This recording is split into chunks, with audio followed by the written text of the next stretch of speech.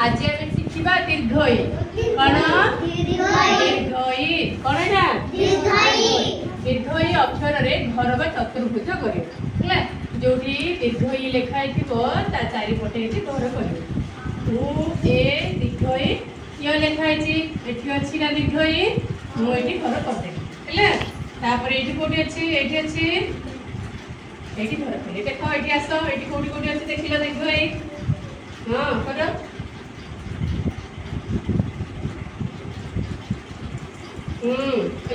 ये कर कर हाँ है बढ़िया आस ये आस ये कौटी अच्छी देख लो कौटी अच्छी ये हाँ